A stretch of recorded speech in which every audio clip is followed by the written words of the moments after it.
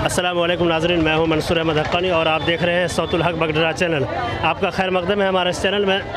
नाज़रीन, इस वक्त ये जो आप देख रहे हैं एक ज़म गफ़ीर, ये किसी खुशी का माहौल का तो नहीं है, अलबत्ता इतना ज़रूर कहूँगा कि ये सीमांचल की बदहाली का वो नतीजा है जिसको आप देख रहे हैं। और हम यहाँ के मकामी लोगों से जानने की कोशिश करेंगे कि आखिर ये क्या मामला है, आदमी लोग यहाँ क्यों जुड़े हुए इतने, क्या कहेंगे इसके बारे में, क्या हुआ है। आज एक सप्ताह से बिजली विभाग की लापरवाही ये रही है कि ट्रांसफार्मर में गुज़िस्ता 3 दिन लगातार स्पार्किंग हुई है और तगड़ा वाला स्पार्किंग हुई है, और वो भी मेन टाइम पे, हटिया के टाइम पे 3 से 4 बजे का टाइम, उस वक्त जो है चौक पे काफ़ी हुजूम रहती है, उस वक्त यहाँ पे स्पार्किंग हुई है। उसके बाद 2 ट्रांसफार्मर चेंज किया गया है, तीसरा को चार्ज करके लगाया गया है। उसके बावजूद भी ये जो प्रशासन की लापरवाही रही है कि किसी की जान लेके ही माना है इन्होंने। जब एक बार हुआ था तो उसी में अगर एक्शन ले लिया जाता, अच्छे मिस्त्री को लगा करके काम करवाया जाता, तो ये नौबत आज देखने को नहीं मिलती हम लोग। तो आपको ऐसा लगता है कि यहाँ पर काम जो किया गया था वो बिल्कुल अनट्रेंड लोगों से करवाया गया था, एकदम अनट्रेंड लोगों से काम करवाया गया था, लोकल मिस्त्री से काम करवाया गया था जो कि बिल्कुल अनट्रेंड है। जब ये मामला तो बरगाछी चौक कोई छोटा मोटा चौक है नहीं, कोई 10, 20, 50 लोगों का तो मार्केट है नहीं, यह हजारों लाखों लोगों का मार्केट है। ये यहाँ पे जब भी काम होना चाहिए तो वेल ट्रेंड लोगों से काम होना चाहिए था।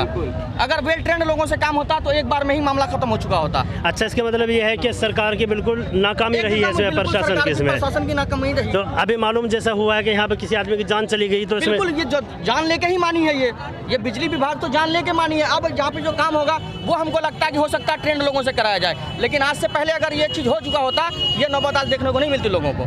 ठीक है, अभी हमारे सामने जो है मौलाना आफाक सिद्दीकी साहब है, जन अधिकार पार्टी के जो है बहुत ही कदावर लीडर हैं। हम उनसे जानने की कोशिश करेंगे कि आखिर वो इस इतने बड़े घटना में जो है वो किसको जिम्मेदार मानते हैं। सबसे बड़ी बात यह है कि जब से ये बिहार सरकार में नीतीश कुमार की सरकार आई है, सिर्फ लोगों के जज्बात से खेलने की कोशिश की है, सिर्फ उसके ऊपर मरहम पट्टी लगाने की कोशिश की है।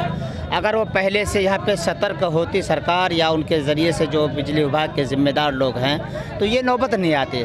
अभी हम लोग जुमा की नमाज़ पढ़े तो ख़बर ये आई कि जो है एक आदमी जो है यहाँ पे डेथ कर गया। कारण क्या है? कारण ये कि जो है ट्रांसफार्मर आज तकरीबन जो है 2 मरतबा बदला जा चुका, ये तीसरा था, और इसको सही तरीके से मेरे ख्याल से नहीं लगाया गया होगा।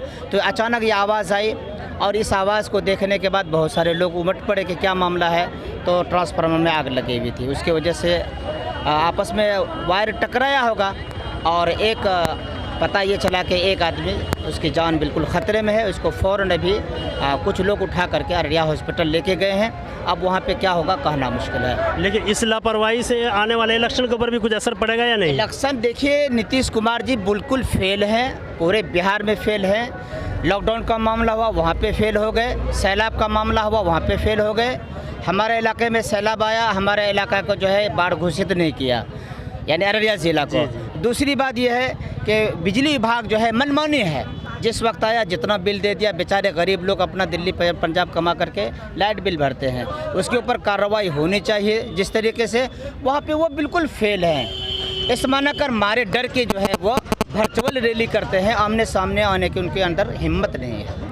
तो मालूम जैसा हुआ कि आपकी पार्टी भी पूरे बिहार के अंदर जो है इलेक्शन लड़ रही है, तो इलेक्शन अगर जीत जाते हैं तो आप यहाँ के आवाम के लिए या इस इलाके के लिए आप क्या करेंगे? हम लोग जो आ रहे हैं ये तो पूरी दुनिया जान रही है कि पप्पू यादव जी, आपका जो है लॉकडाउन का मामला हो या इसी तरीके से सैलाब का मामला हो या कहीं पे कोई घटना हो जाए, वहाँ पहली फुर्सत में पहुँचते हैं।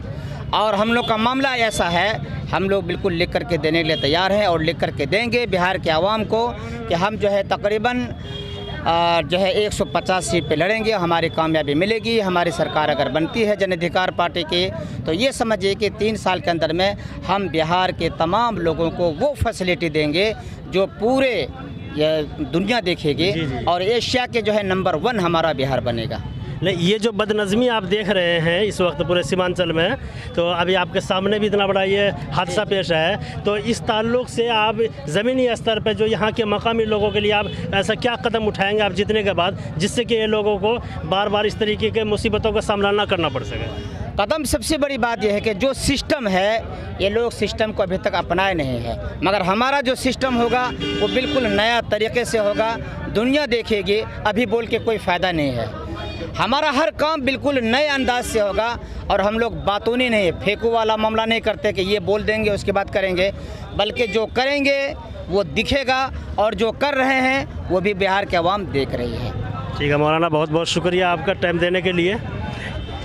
जी नाजरीन, ये जो देख रहे थे आप इस वक्त बरगासी चौक का मामला है और ये बिल्कुल सरासर जैसा कि यहाँ के मकामी लोगों से भी मालूम किया, कुछ सियासी दल के लोग भी थे उनसे भी मालूम किया, सरासर ये पता चला है कि ये सब जो है प्रशासन और हुकूमत की लापरवाही रही है और लोग जो है अपने अपने तरीके से इसकी खैर मांग उठाने की कोशिश कर रहे हैं। मज़ीद वीडियोज़ को हासिल करने के लिए हमारे चैनल सौतुल हक बगडरा को सब्सक्राइब करके बेल आइकन को दबाना ना भूलें।